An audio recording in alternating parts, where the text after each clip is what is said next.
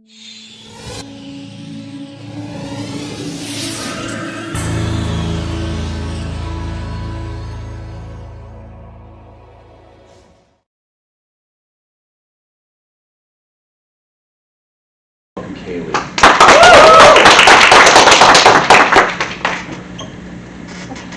Every day I walk into school, I sigh and complain, I don't want to be here.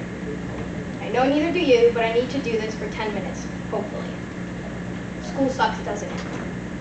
1 out of every 5 students in high school and middle school report being bullied at one point. Many of these students report being bullied while the school system seemingly sits back and doesn't intervene in a situation that will potentially lead to suicide. How many times have you complained about a situation and no solution is ever given? Right, too many times.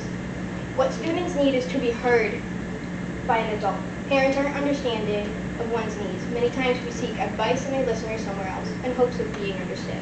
We are shut down. Why do I hate school? Earlier I mentioned hating school. While you're thinking, don't we all hate school? My reasons are different from everybody else's. I love learning and keeping busy with assignments. I hate it because of the way people make me feel. Now picture this, walking into a school filled with torments and reminders of how insufficient you are in others' eyes. While the guy that plays football and sits in the back of the room making stupid comments doesn't understand that feeling, those quiet and shy do. Making fun of others isn't just making fun, it's called bullying. Bullying persists when one or more students employ physical, emotional, or verbal abuse to make life miserable for another student. The abuse can take many forms, from simple name-calling to physical abuse to sexual harassment. Now I ask you to close your eyes and listen to my voice. Raise your hand if you have a younger sister or brother. Now picture this. They walk into school every day. At first, your brother and sister starts being called names, the shoving around begins. Your brother, sister brushes it off. They go home, come back to school the next day, and the same situation keeps on happening. They seek out for help first in school. They talk to a teacher. That teacher shuts them down and says it'll resolve on its own. Brother and sister goes home to mom and dad. Tell them the same situation. Mom and dad talk to the administration, principal, staff members. When they do this, they once again fail to help your sibling. A couple of days go by, your sibling tries talking to you. You shove him away, you push him away, and you don't listen. Now you can open your eyes. Your sibling has committed suicide. It's too late. You didn't help him. I urge you to remember the following names. 14-year-old Adriana Cooch and 11-year-old Felicia Loalvo, both victims of bullying and the broken system.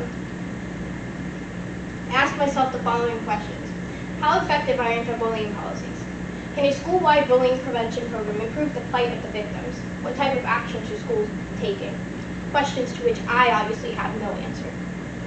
I'm going to tell you a personal story, and it's a very personal story that I now would like to share with all of you. When I was 14 years old, I was bullied because of my weight.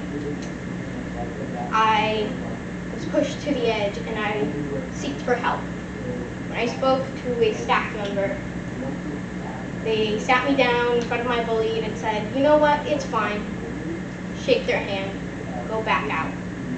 So I did. Freshman year of high school, same thing started to happen again. I once again sought for help, and I asked for help. When I asked for that help, I was shut down, and I was told, you are young, don't worry about it, it seems like a big deal, it'll resolve on its own. I'm now 18 years old, and I have an eating disorder. Every day, I struggle with the food I eat. I sit down, and I make sure the calories I'm eating, I'm able to burn off throughout the day.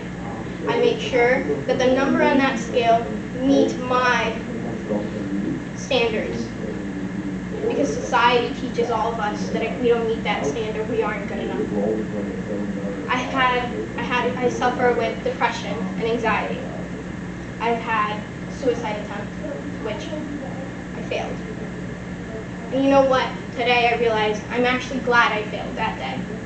Because I'm here telling all of you my story. So remember that. Alicia Loalvo Melendez.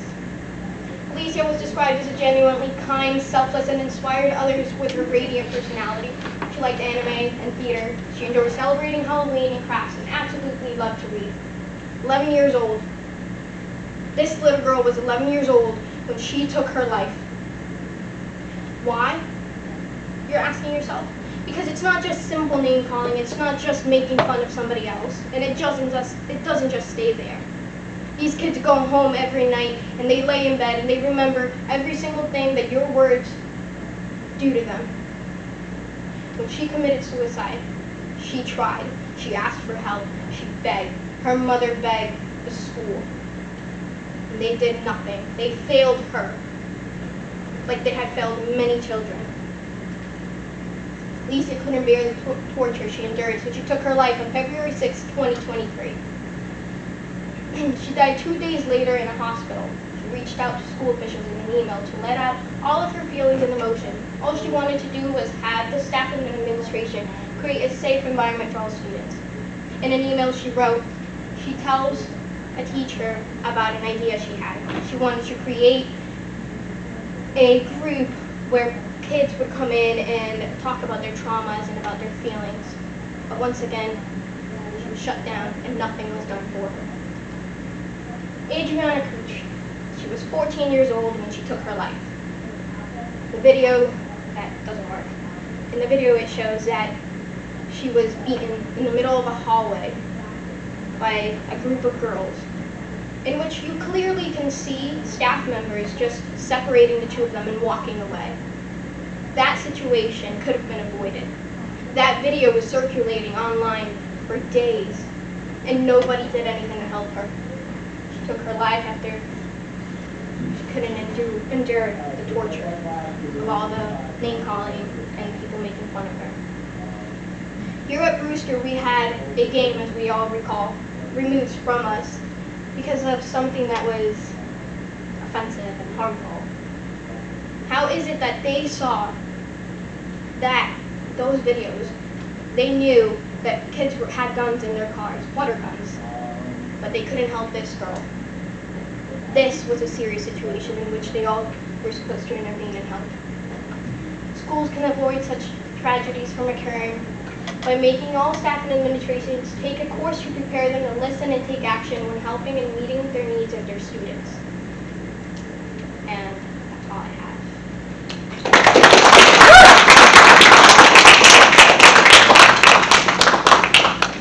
Having said all that, I want to ask all of you to go home tonight and think about the future. Forget about the past, because you can't change the past, but you can change yourself as a person moving forward.